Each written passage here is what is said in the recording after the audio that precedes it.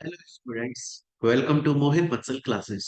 बच्चों, आज की इस क्लास के अंदर हम लोग पढ़ने वाले हैं सीएमए फाइनल लॉ सब्जेक्ट का एक बहुत ही इंपॉर्टेंट चैप्टर जिसका नाम है IVC, insolvency and bankruptcy code of India 2016। इसके प्रीवियस ईयर के क्वेश्चंस हम आज की क्लास में सॉल्व करने वाले हैं। देखिए बच्चों, हम already insolvency and bankruptcy code जो आपका ये चैप्टर है, इसको हमने स्टडी मटेरियल के अकॉर्डिंगली पूरा पढ़ लिया है। ऑलरेडी हम लोग जो आपका सीएमए फाइनल का मॉड्यूल है लॉ सब्जेक्ट का, उसके अंदर आईवीसी जो दिया हुआ है हमने एग्जैक्टली पूरा बहुत अच्छे से एग्जांपल के साथ में ऑलरेडी पढ़ लिया। और जब मैंने आपको वो चैप्टर पढ़ाया था तो टॉपिक वाइज प्रीवियस ईयर के सीएमए के क्वेश्चंस भी करवाए थे। जैसे ही कोई टॉपिक एंड हुआ, उस टॉपिक से रिलेटेड जितने भी प्रीवियस ईयर में क्वेश्चंस आए थे ऑन द स्पॉट सॉल्व करवा दिए थे। बच्चों, आज की इस क्लास के अंदर हम इस चैप्टर के सीएमए के जो लेटेस्ट क्वेश्चन है जो कि अभी लास्ट अटेम्प्ट में आए हैं, एक तो वो सॉल्व करने वाले हैं, और उसके अलावा सीए के क्वेश्चंस भी इस चैप्टर से जो आते हैं एग्जाम में वो सॉल्व करने वाले हैं। क्योंकि सीए के एग्जाम भी सीएमए फाइनल लॉ में आ चुके हैं, मैं बहुत बार बता चुका हूँ। क्लियर है? तो आज की इस क्लास में एक तो हम सीएमए के लेटेस्ट क्वेश्चन सॉल्व करेंगे एंड सीए के क्वेश्चंस को भी सॉल्व करेंगे, ताकि ये हमारा चैप्टर 100 to 100% तरीके से कंप्लीट हो जाएगा। इस चैप्टर के ऑलरेडी आपके काफी टेस्ट हो चुके हैं और टेस्ट लगातार चल भी रहे। चलिए बच्चों, देखिए सबसे पहला क्वेश्चन, और ये जो क्वेश्चन मैं आपको बता रहा हूं ये क्वेश्चन लेटेस्ट जो लास्ट अटेम्प्ट हुआ था उसमें सीएमए फाइनल में आ चुका है, सीए का क्वेश्चन है। बड़े ध्यान से देखिएगा क्वेश्चन को। ये बोल रहा है mister M S, an operational creditor. एक मिस्टर एम एस नाम के आदमी हैं जो कि एक कंपनी के ऑपरेशनल क्रेडिटर हैं। उन्होंने अपनी कंपनी के अगेंस्ट में, जिस कंपनी के वो ऑपरेशनल क्रेडिटर हैं, उस कंपनी के खिलाफ उन्होंने एनसीएलटी, दिल्ली का जो एनसीएलटी है उसके पास में एप्लीकेशन फाइल करी और बोले कि मैं उस कंपनी का ऑपरेशनल क्रेडिटर हूं, मैं वहां से पैसे या सामान मांगता हूं, पर वो डिफॉल्ट कर रही है कंपनी। तो मैं आपसे ये रिक्वेस्ट कर रहा हूं कि इस कंपनी, मुझे लगता है ये कंपनी सिक बन गई है, इस कंपनी को रिवाइव करने का, इस कंपनी को रिहेबिलिटेट करने का प्रोसेस शुरू किया जाए। आ रहा है क्वेश्चन समझ में? ये मिस्टर एम एस नाम का एक आदमी है जो कि एक कंपनी का ऑपरेशनल क्रेडिटर है, और ये एनसीएलटी के पास में जाकर बोल रहे हैं कि मैं फलानी कंपनी का ऑपरेशनल क्रेडिटर हूं, वो मेरे को मेरा सामान वापस नहीं दे रही है, मुझे लगता है वो सिक बन गई है, मैं आपसे रिक्वेस्ट करता हूं आप इस कंपनी को रिवाइव करें ताकि ये हेल्दी कंपनी बन जाए, प्रॉफिटेबल कंपनी बन जाए दोबारा से, और मुझे मेरा यहाँ पर पैसा वापस या जो सामान है वो वापस मिल जाए। क्लियर है ये चीज यहाँ तक?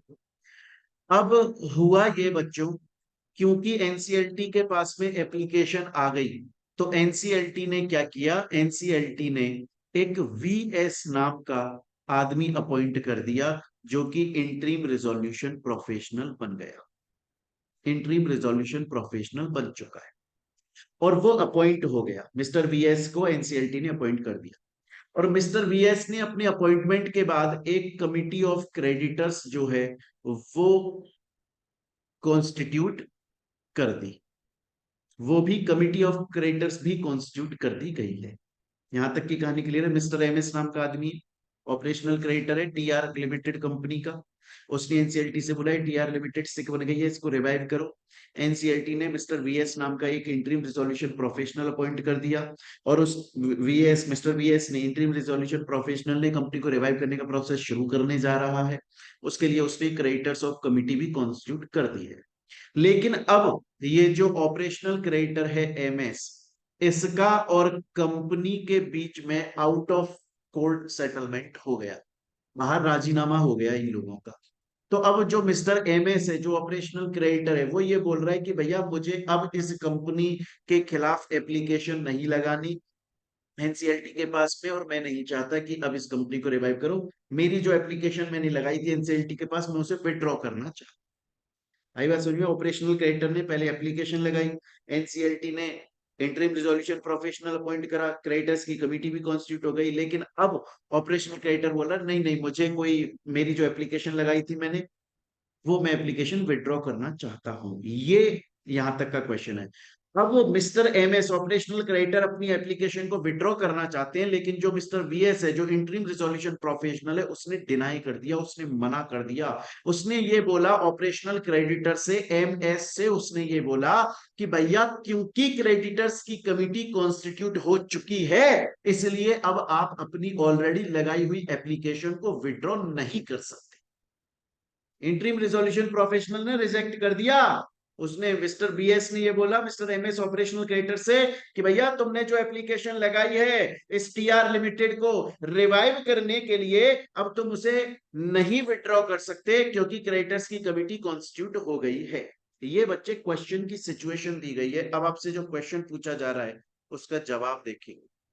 पहला क्वेश्चन क्या है? क्या ये जो मिस्टर वीएस, ये जो इंटरिम रिजोल्यूशन प्रोफेशनल ने ऑपरेशनल क्रेडिटर को मना कर दिया कि आप विड्रॉ नहीं कर सकते एप्लीकेशन को क्योंकि क्रेडिटर्स की कमिटी कॉन्स्टिट्यूट हो चुकी है, क्या ये उसने सही किया है? क्या ये उसने सही किया है कि नहीं किया? आपका आंसर है जी, ये जो मिस्टर वीएस हैं, ये जो इंटरिम रिजोल्यूशन प्रोफेशनल हैं, इन्होंने जो एप्लीकेशन को रिजेक्ट करा कि क्योंकि क्रेडिटर्स की कमिटी बन गई है, अब रिजेक्ट, अब एप्लीकेशन विड्रॉ नहीं कर सकता ऑपरेशनल क्रेडिटर, ये गलत है। ऑपरेशनल क्रेडिटर अपनी एप्लीकेशन को विड्रॉ कर सकता है, कोई प्रॉब्लम नहीं है। अगर क्रेडिटर्स की कमिटी कॉन्स्टिट्यूट नहीं हुई होती तो कोई प्रॉब्लम ही नहीं थी। मिस्टर एमएस जो ऑपरेशनल क्रेडिटर है, वो इंटरिम रिजोल्यूशन प्रोफेशनल से बोलता कि भैया मैं एप्लीकेशन विड्रॉ करना चाहता हूं, और इंटरिम रिजोल्यूशन प्रोफेशनल इसके बिहाफ पे एनसीएलटी के पास में जाकर विड्रॉ करवा देता, अगर क्रेडिटर्स की कमिटी कॉन्स्टिट्यूट नहीं हुई होती तो। लेकिन क्योंकि क्रेडिटर्स की कमिटी कॉन्स्टिट्यूट हो गई है, तो भी तो भी ऑपरेशनल क्रेडिटर अपनी एप्लीकेशन को विड्रॉ कर सकता है, तो भी अपनी एप्लीकेशन को विड्रॉ कर सकता है ऑपरेशनल क्रेडिटर, कोई दिक्कत नहीं है। बस उस केस में क्या होगा, जो क्रेडिटर्स की कमिटी बनी है उसमें 90%, उनसे 90% अप्रूवल आ जाना चाहिए। सिंपल सी बात है। मैं आपको फिर से बोल रहा हूं, मेरी बात को सुनिए। अगर क्रेडिटर्स की कमिटी कॉन्स्टिट्यूट नहीं हुई है तो डायरेक्टली विड्रॉ किया जा सकता है एप्लीकेशन। जो ऑपरेशनल क्रेडिटर है वो इंटरिम रिजोल्यूशन प्रोफेशनल से बोलेगा, मतलब मिस्टर एमएस मिस्टर वीएस से बोलेंगे और वीएस एनसीएलटी के पास में जाकर विड्रॉ करवा देंगे। अगर क्रेडिटर्स की कमिटी कॉन्स्टिट्यूट हो गई है तो भी कोई प्रॉब्लम नहीं है, बस उनसे 90% अप्रूवल अगर आ जाए, वो लोग ये बोलते हैं कि हाँ 90% अगर अप्रूवल आ जाए कि तुम विड्रॉ कर सकते हो, तो कोई दिक्कत नहीं है, विड्रॉ हो जाए। तो देखो फर्स्ट क्वेश्चन का आंसर आपको मिल गया, हाँ जी मिस्टर वीएस जो है उन्होंने गलत किया है डिनाई करके। और दूसरा क्वेश्चन ये बोल रहा है कि अगर क्रेडिटर्स की कमिटी कॉन्स्टिट्यूट नहीं होती तो क्या हमारा आंसर अलग होता? बिल्कुल अलग होता, क्योंकि उस केस में हमें क्रेडिटर्स की अप्रूवल नहीं लेनी पड़ती, डायरेक्टली विड्रॉ किया जा सकता है। स्टूडेंट बोलता है मेरे को समझ में आता है। बड़ा ही लेटेस्ट क्वेश्चन है, लास्ट अटेम्प्ट में आया हुआ क्वेश्चन है, सीए के अंदर भी पूछा गया क्वेश्चन है, और इजी क्वेश्चन है। यहां तक की बात आपको समझ में आई। अब इसमें एक और चीज आ जाती है कि आखिर फाइनल ऑर्डर कौन देगा, मतलब फाइनल अथॉरिटी कौन है जो अप्रूव करेगी कि हाँ जी आप अपनी एप्लीकेशन को विड्रॉ, फाइनल अथॉरिटी कौन है? ऑपरेशनल क्रेडिटर ने तो पहले बोला इंटरिम रिजोल्यूशन प्रोफेशनल से, इंटरिम रिजोल्यूशन प्रोफेशनल गया एनसीएलटी के पास में, एनसीएलटी ने ऑर्डर दिया और विड्रॉ हो गई एप्लीकेशन। फाइनल अथॉरिटी कौन है? तो आप लिखोगे वैसे तो फाइनल अथॉरिटी एनसीएलटी है, वैसे तो final authority national company law tribunal है, लेकिन अगर, वैसे तो final authority national company law tribunal है, लेकिन अगर एनसीएलटी कोई ऐसा ऑर्डर दे दे जो कि ऑपरेशनल क्रेडिटर को सही नहीं लगता।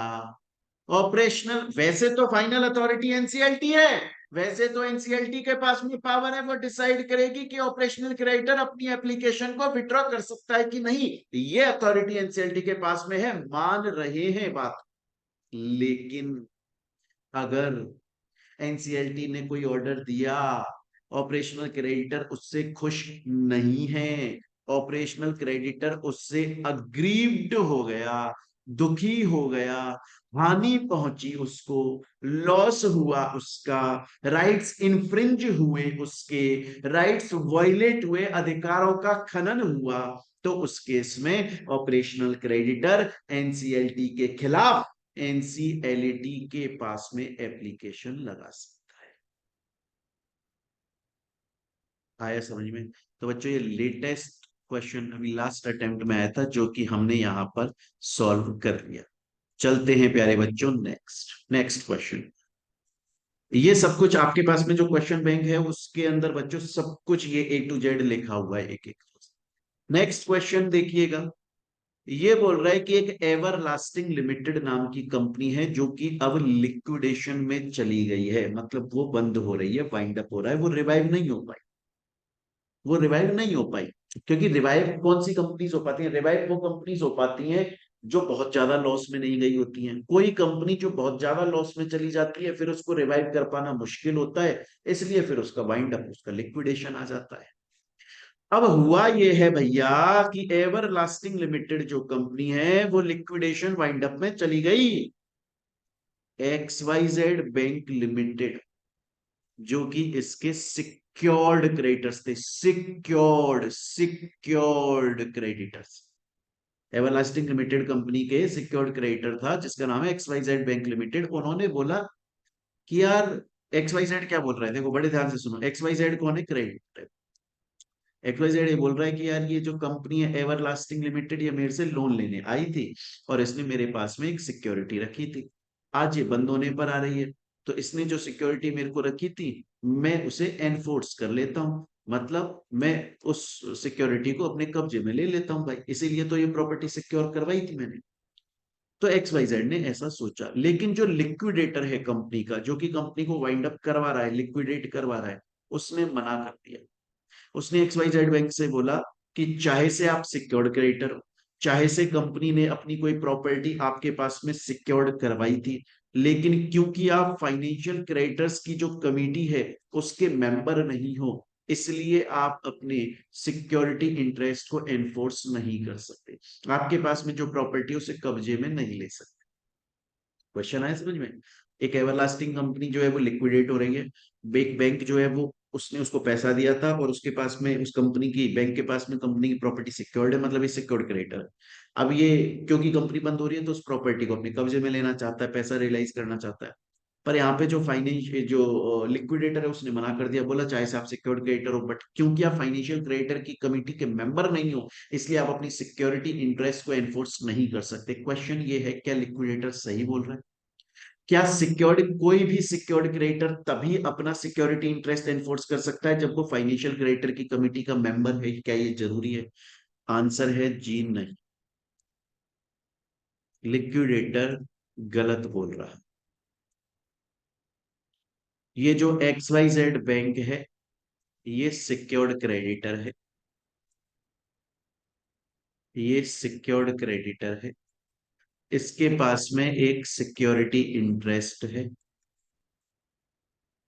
इसके पास में एक सिक्योरिटी इंटरेस्ट है, और ये चाहे तो इसको अपना एनफोर्स कर सकता है। जरूरी नहीं है कि एनफोर्स करने के लिए इसे फाइनेंशियल क्रेडिटर्स की कमिटी का मेंबर होना चाहिए, ऐसा कहीं नहीं लिखा है। स्टूडेंट बोलता है सर ये क्वेश्चन भी मुझे समझ में आ गया, मुझे पता है ये वाला भी लेटेस्ट क्वेश्चन। नेक्स्ट चलते हैं। नेक्स्ट बड़ा ही इजी क्वेश्चन है। ये बोल रहे हैं कि एक मिस्टर गणेश नाम के आदमी हैं जो कि ऑपरेशनल क्रेडिटर हैं एक कंपनी के, और उन्होंने उस कंपनी के लिए रिवाइव करने के लिए CIRP का प्रोसेस लगाया। मतलब मैं क्वेश्चन समझा देता हूं, देखो मिस्टर गणेश हैं जो कि ऑपरेशनल क्रेडिटर हैं, उन्होंने एक कंपनी को रिवाइव, जिसके वो ऑपरेशनल क्रेडिटर है, उसको रिवाइव करने के लिए एप्लीकेशन लगाई है कि इनके लिए CIRP corporate insolvency resolution process शुरू कर। NCLT के पास में एप्लीकेशन लग गई। क्लियर है बच्चों ये चीज? अब हम लोगों ने पढ़ा है चैप्टर के अंदर कि जब भी कोई ऑपरेशनल क्रेडिटर या इवन फाइनेंशियल क्रेडिटर किसी भी कंपनी को रिवाइव करवाने के लिए एप्लीकेशन लगा रही है एनसीएलटी के पास में, तो अगर उनके पास में इंटरिम रेजोल्यूशन प्रोफेशनल का कोई नाम है, तो वो एप्लीकेशन में सजेस्ट कर सकते हैं। वो बोल सकते हैं, ऑपरेशनल कैटर बोल सकता है, देखो इस कंपनी को आप रिवाइव करिए, और अब आप क्योंकि इस कंपनी को रिवाइव करेंगे तो आपको एक इंटरिम रिजोल्यूशन प्रोफेशनल अपॉइंट करना पड़ेगा, मेरी नजर में ऑलरेडी है। अगर ऑपरेशनल क्रिएटर, फाइनेंशियल क्रिएटर, इनको अगर ऐसा लगता है कि हाँ मेरे पास में ये एक बंदा, ये जो है ये इंटरिम रिजोल्यूशन प्रोफेशनल काम करता है, ये मैं जिस कंपनी के लिए एप्लीकेशन लगा रहा हूँ इसको भी रिवाइव करने का काम कर सकता है, बड़ी आराम से करवा देगा इसको रिवाइव, क्यों ना मैं बोल दूं इनसे, क्यों ना मैं अपने इनसे बोल दूं, जो मैं एप्लीकेशन लगा रहा हूँ एनसीएलटी उसमें सजेस्ट कर दूं कि आप इसको इंटरिम रेजोल्यूशन प्रोफेशनल अगर चाहे तो अपॉइंट कर सकते हैं, मैं इनकी पूरी क्वालिफिकेशन लिख के बता रहा हूँ। ऑपरेशनल क्रेडिटर या फाइनेंशियल क्रेडिटर जब एप्लीकेशन लगाते हैं एनसीएलटी के पास में कंपनी को रिवाइव करने के लिए, वो चाहे तो अगर वो चाहे तो अगर वो चाहे तो इंटरिम रिजोल्यूशन प्रोफेशनल का नाम सजेस्ट कर सकते हैं। लेकिन अगर, और एनसीएलटी फिर चेक करता है उनकी क्वालिफिकेशन को, जिसका नाम सजेस्ट किया है, अगर वो लगता है वैलिड तो अपॉइंट कर देता है। लेकिन अगर प्यारे बच्चों एक चीज बताओ, अगर ये जो ऑपरेशनल क्रेडिटर है, ये जो ऑपरेशनल क्रेडिटर है जिसने एप्लीकेशन लगाई है मिस्टर गणेश ने, अगर ये इंटरिम रिजोल्यूशन प्रोफेशनल का नाम सजेस्ट नहीं करे, तो फिर इंटरिम रिजोल्यूशन प्रोफेशनल कैसे अपॉइंट होगा? तो बच्चों उस केस में इंटरिम रिजोल्यूशन प्रोफेशनल को अपॉइंट करने की जिम्मेदारी होती है NCLT, national company law tribunal की। ये जो नेशनल कंपनी लॉ ट्राइब्यूनल होता है ना बच्चों, ये आईबीबीआई को बोलता है कि देखो इंटरिम रिजोल्यूशन प्रोफेशनल अपॉइंट करो, क्रेडिटर्स ने तो अपनी तरफ से सजेस्ट किया नहीं है, हमें अपॉइंट करो। तो जिम्मेदारी एनसीएलटी की होती है। अगर इंटरिम रेजोल्यूशन प्रोफेशनल को क्रेडिटर्स ने सजेस्ट नहीं किया तो एनसीएलटी की जिम्मेदारी है। NCLT IBBI, insolvency and bankruptcy board of India को बोलता है, और आईबीबीआई को 10 दिन के अंदर अंदर आईबीबीआई को 10 दिन के अंदर अंदर अपॉइंट करना पड़ जाता है एक इंटरिम रेजोल्यूशन प्रोफेशनल। यही क्वेश्चन था, आपका आंसर इसका समझ में आया? क्लियर है बच्चों ये चीज यहां तक? आप, मैं आपको बता दूं ये क्वेश्चंस हम लोगों ने, जब मैं, आपको पता है कि टेस्ट चलते हैं अपने, रेगुलर टेस्ट चलते रहते हैं, जब टेस्ट लिए थे उसके अंदर मैंने ये क्वेश्चन पूछे थे, और फिर आंसर राइटिंग प्रैक्टिस क्लास भी हम लोग करते हैं जिसमें हम तरीका देखते हैं कि आखिर आंसर किस तरह से लिखना चाहिए, वे ऑफ प्रेजेंटेशन, एग्जाम में हम ज्यादा मार्क्स सिक्योर कर सकें, उसमें ये क्वेश्चन मैं ऑलरेडी सॉल्व करवा चुका हूँ आपको काफी बार, बट फिर भी करवा रहा हूँ ताकि हम 200-300% सिक्योर हो जाए, एग्जाम में क्वेश्चन आ जाए तो हम बहुत आराम से उसे अटेम्प्ट कर पाएंगे। अब चलते हैं बच्चों आगे नेक्स्ट क्वेश्चन पर। क्वेश्चन ये पूछ रहा है, बड़ा ही सिंपल क्वेश्चन है प्यारे बच्चों, बड़ा ही सिंपल क्वेश्चन है। क्वेश्चन ये बोल रहा है, who can initiate the insolvency resolution process? आखिर इंसॉल्वेंसी रिजोल्यूशन प्रोसेस को कौन शुरू करवा सकता है, या मैं बोलूं कि इसको शुरू कराने के लिए एप्लीकेशन कौन फाइल कर सकता है? पहला बताया हुआ है, कोई फाइनेंशियल क्रेडिटर है वो कर सकता है, कोई ऑपरेशनल क्रेडिटर है वो कर सकता है, और इवन खुद कोई कंपनी जो खुद डिफॉल्टर है, जिसे हम कॉरपोरेट डेटर बोलते हैं, वो खुद भी कर सकती है, बशर्ते, अगर मैं financial creditor, operator, operational creditor की बात करूं, जो वो जिस कंपनी को रिवाइव करने की बात करें, कम से कम 1 करोड़ का डिफॉल्ट किया हो उस कंपनी, पड़ा हुआ है।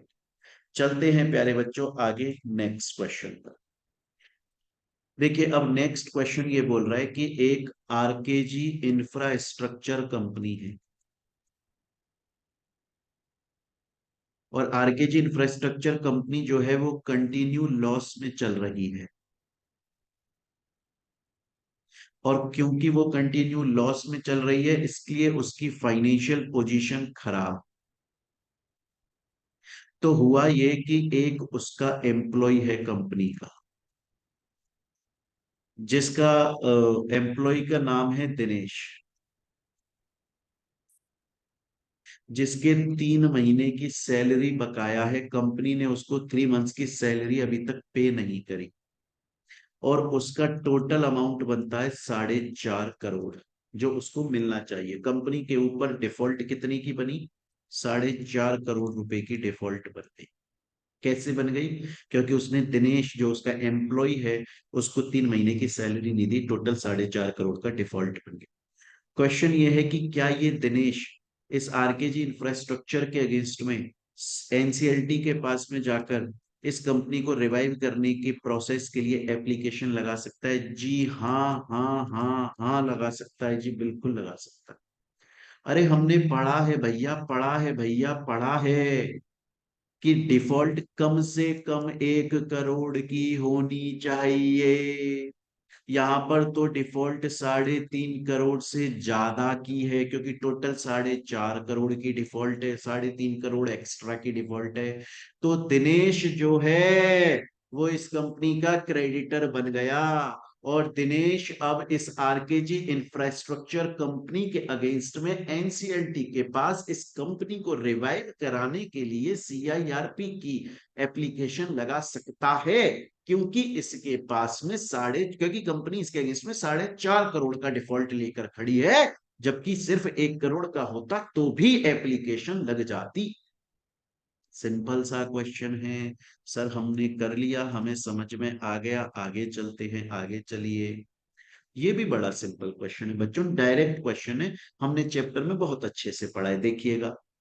ये बोल रहा है कि अगर सीआईआरपी का एप्लीकेशन लगाई जा रही है, अगर कॉर्पोरेट इंसॉल्वेंसी रिजोल्यूशन प्रोसेस कराने के लिए एप्लीकेशन लगाई जा रही है, तो प्रोसेस क्या है? प्रोसेस मैंने सबका पढ़ा है। ऑपरेशनल क्रेडिटर कैसे एप्लीकेशन लगाएगा, फाइनेंशियल क्रेडिटर कैसे एप्लीकेशन लगाएगा, खुद कॉर्पोरेट डेटर कैसे एप्लीकेशन लगाएगा, देन उसके बाद में एप्लीकेशन को एनसीएलटी चेक करेगा, देन उसके बाद में आईबीबीआई को बोलेगा, then IBBI interim resolution professional appoint करेगा, फिर उसके बाद में एक रिजोल्यूशन प्रोफेशनल आएगा, इंफॉर्मेशन यूटिलिटी कंपनी के बारे में डेटा इकट्ठा करेगी, सब कुछ पूरा चैप्टर के अंदर बिल्कुल डिटेल में, दो दो बार और पढ़ा है चैप्टर के अंदर ही, एक बार तो समरी फॉर्म में ताकि थोड़े थोड़े कंसेप्ट क्लियर हो, और फिर पूरा डिटेल्ड फॉर्म में। क्लियर है बच्चों? तो चलते हैं प्यारे बच्चों, अब हम हमारे नेक्स्ट नेक्स्ट क्वेश्चन देखिएगा, बड़ा ही इजी क्वेश्चन है।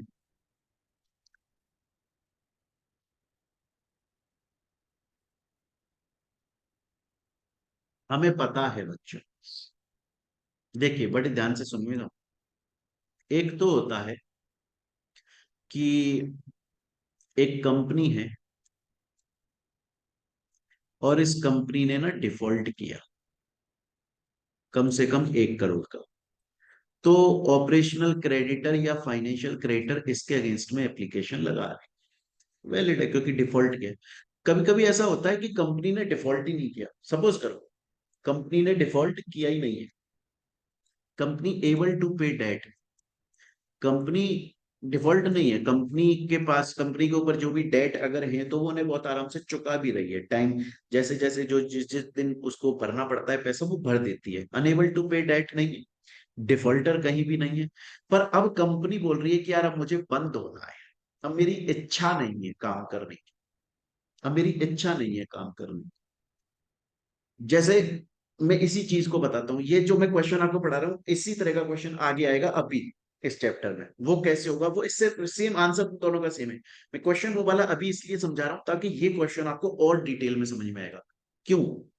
देखिए जैसे सपोज कीजिए कि दो कंपनी थी, एक ए और एक बी, और इन दोनों ने मिलकर एक नई कंपनी बनाई सी, और इस सी कंपनी को बनाया गया इस पर्पज के साथ में कि ये 20 नए इंफ्रास्ट्रक्चर प्रोजेक्ट में काम करेगी, बस ये इसका ऑब्जेक्ट था।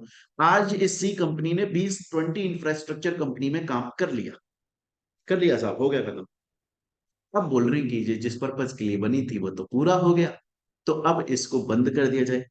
तो ये वॉलेंट्री अपनी मर्जी से, डिफॉल्टर नहीं है, डिफॉल्टर नहीं है, अनेबल टू पे डेट नहीं है, एबल टू पे डेट है, आराम से अपनी लाइबिलिटीज को पे ऑफ कर पा रही है, किसी भी तरह की कोई भी समस्या, कोई भी प्रॉब्लम नहीं है, लेकिन कंपनी अपनी मर्जी से, कंपनी अपनी मर्जी से, वॉलेंट्री कंपनी अपनी मर्जी से बंद होना चाहती है, उसके लिए एनसीएलटी के पास में एप्लीकेशन लगा रहे। आ रही है मेरी बात समझ? हम उसे बोलते हैं वॉलेंट्री एप्लीकेशन। Voluntary application. अब ये वॉलेंट्री एप्लीकेशन कौन लगा सकता है? सिर्फ और सिर्फ वो कंपनी ही खुद लगा सकती है और कोई नहीं लगा सकता। क्या क्या कंडीशन होंगी, बड़े ध्यान से सुनिए।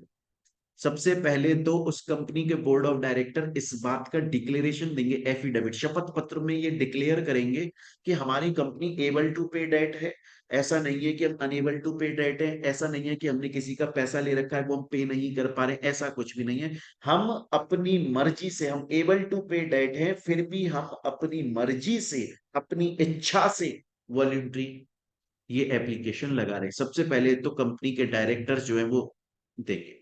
दूसरा, ये भी, अच्छा, जो डायरेक्टर्स एफिडेविट दे रहे हैं ना बच्चों, उसमें एक तो उन्होंने डिक्लेरेशन दिया कि हम एबल टू पे डेट है, हम कोई फ्रॉड व्रॉड नहीं कर रहे। दूसरा, हमने ऐसा नहीं किसी को लूटा है या हम किसी को डिफ्रॉड करना चाहते हैं। और अपनी बात को रखने के लिए, तो अभी तक बोर्ड ऑफ डायरेक्टर ने एफिडेविट में क्या दिया? दो डिक्लेरेशन दिए। पहला कि हम एबल टू पे डेट है, हम ऐसा नहीं अनेबल टू पे डेट है। और दूसरा, हम अपने जो, किसी को फ्रॉड नहीं कर रहे हैं। और अपनी इस बात को सपोर्ट करने के लिए वो कंपनी के लेटेस्ट ऑडिटेड जो फाइनेंशियल स्टेटमेंट्स हैं वो भी अटैच कर रहे हैं। आ रही है मेरी बात समझ में? उन्होंने रजिस्टर्ड वैल्यूअर से कंपनी का वैल्यूएशन कराया है, उसकी रिपोर्ट भी लगाई जा रही है। और 4 वीक्स, और जिस दिन बोर्ड ऑफ डायरेक्टर्स ने डिक्लेरेशन दिया उसके 4 सप्ताह के अंदर अंदर उन्होंने जनरल मीटिंग में मेंबर्स बुलाए हैं और उनसे स्पेशल रिजोल्यूशन पास करवा लिया। मैं दोबारा से देखो पूरा आपको समझा देता हूँ। अगर वॉल्यूंटरी वाइंड अप हो रहा है ना, तो बोर्ड ऑफ डायरेक्टर्स डिक्लेरेशन देंगे। उसमें पहला तो वो ये बोलेंगे कि हम एबल टू पे डेट है, हमने हमारी कंपनी के पूरे स्टेटमेंट, फाइनेंशियल अकाउंट चेक कर लिया, हम एबल टू पे डेट है। दूसरा, हम डिफ्रॉड नहीं कर रहे हैं, हम किसी के साथ में धोखा नहीं कर रहे कि धोखा करने के लिए बंद हो रहे, मर्जी से बंद हो। तीसरा, फाइनेंशियल स्टेटमेंट्स की कॉपी हमने अटैच कर दी है। चौथा, हमने एक अपने रजिस्टर्ड वैल्यूअर, अपने मतलब इंडिपेंडेंट एक रजिस्टर्ड वैल्यूअर हमने बुलाया था, उससे हमने अपनी कंपनी का वैल्यूएशन कराया, वो भी पॉजिटिव आ रहा है। ये जब डिक्लेरेशन दे दिया बोर्ड ऑफ डायरेक्टर ने, उसके 4 वीक्स के अंदर अंदर एक काम करना पड़ेगा, जनरल मीटिंग बुलानी पड़ेगी, उसमें स्पेशल रिजोल्यूशन पास करवाना पड़ेगा, मतलब मेंबर से भी अप्रूवल लेना पड़ेगा। स्टूडेंट बोलता है समझ गया? मैं समझ गया सर। अगर एग्जाम में ये क्वेश्चन आ जाएगा कि कोई भी कंपनी, कॉर्पोरेट पर्सन अगर वॉलेंट्री अपनी मर्जी से, अपनी इच्छा से अगर एप्लीकेशन लगाता है इंसॉल्वेंसी बैंक्रप्सी कोड में, तो क्या प्रोसेस होगा, ये प्रोसेस। समझ गया? लेकिन सर एक चीज बताओ, देखो, कंपनी के ऊपर डेट है, लेकिन वो ऐसा नहीं है अनेबल है उसको पे, एबल है। डेट तो है, उधारी तो है कंपनी के ऊपर, लेकिन कंपनी एबल है कि वो पेमेंट कर रही है। ऐसा अनेबल नहीं है कंपनी, कंपनी एबल है उस पेमेंट को करने के लिए। तो अरे, तो उस केस में क्या होगा कि ना, उनसे भी 2/3 से अप्रूवल ले ली जाएगी। जो, जिन लोगों के ऊपर, मतलब जिन लोगों का डेट है ना, जो कंपनी से पैसे मांगते हैं, उनसे 2/3 से अप्रूवल ले ली जाएगी। ठीक है? और कितने दिन के अंदर अंदर? जिस दिन जनरल मीटिंग में स्पेशल रिजोल्यूशन पास हुआ उसके 7 दिन के अंदर। तो दोबारा से बता देता हूँ, कंपनी के बोर्ड ऑफ डायरेक्टर जो है डिक्लेरेशन देंगे कि हमने कंपनी के अकाउंट्स चेक करे, कंपनी एबल टू पे डेट है। दूसरा, कंपनी फ्रॉड नहीं कर रही है। तीसरा, फाइनेंशियल स्टेटमेंट्स की कॉपी अटैच कर दो। अरे बात समझ, तीसरा, फाइनेंशियल स्टेटमेंट्स की कॉपी अटैच कर दो। और उसके अलावा नेक्स्ट बात अगर मैं करूं कि रजिस्टर्ड वैल्यूअर की एक वैल्यूएशन की कॉपी अटैच कर दो। उसके अलावा जनरल मीटिंग में स्पेशल रिजोल्यूशन पास करवा लो। और उसके अलावा 2/3, जो जितने डेट जिनके पास में है उनसे 2/3 से अप्रूवल ले लो, जिस दिन एसआर पास हुआ उसके 7 दिन के अंदर अंदर।